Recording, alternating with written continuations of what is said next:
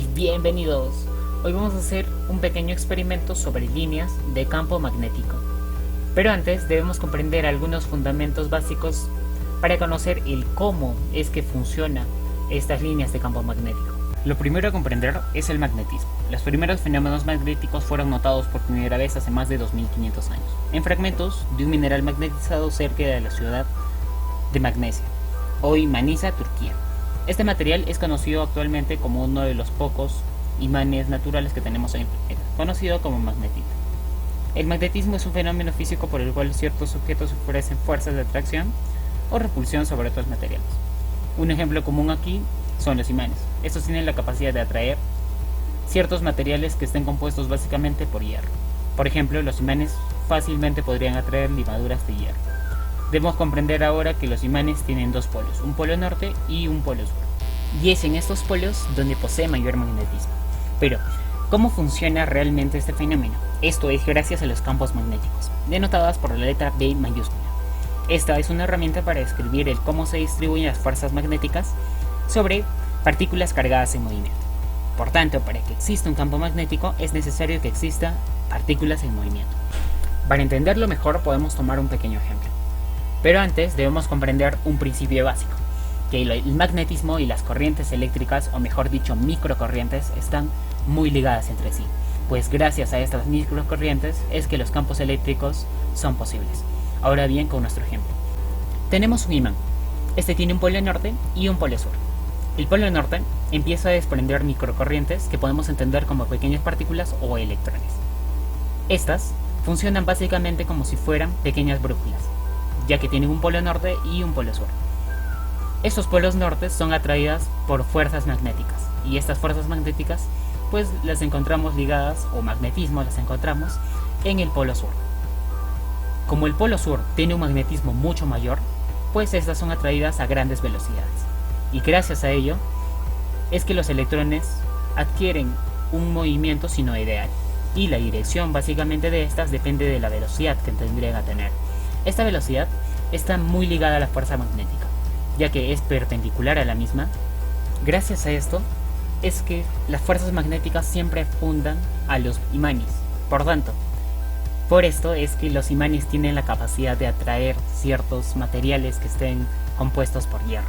Estas fuerzas que están alrededor de los imanes tienden a atraer cualquier metal que esté cerca de ellos.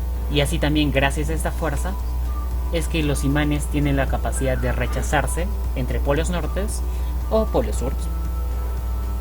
Con estos conceptos podemos entender las líneas de campo magnético. Estas simplemente son representaciones de la estructura del campo magnético en tres dimensiones.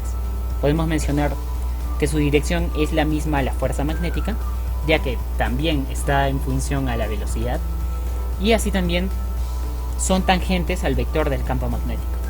Ahora bien, estas simplemente se utilizan para facilitar la forma en la que vemos los campos magnéticos, para que resulte mucho más sencillo su análisis y la relación que tiene con la fuerza magnética y otros parámetros que imperen en los campos magnéticos, como vendría a ser la fuerza magnética, la velocidad, entre otros.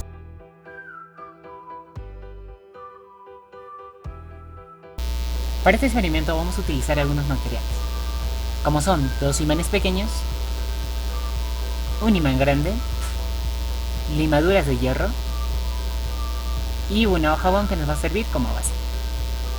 Lo primero a hacer, vamos a demostrar las fuerzas magnéticas. Si juntamos un polo norte y sur, estos tienden a atraerse, pero si en todo caso juntamos un polo norte con otro norte, pues estos tienden a rechazarse, y esto es básicamente gracias a las fuerzas magnéticas que hemos visto a lo largo del video. Ahora podemos ver cómo es que funcionan estas líneas de campo. Para ello vamos a esparcir un poco de limadura de hierro y con ayuda del imán pues vamos a empezar a formar las líneas de campo magnético. Y este sería el efecto. Básicamente lo que está sucediendo es que el polo norte está liberando electrones o microcorrientes y ellas están viajando hacia el polo sur, y se crea este efecto. Podemos usar también un imán mucho más grande y el efecto se notará mucho mejor.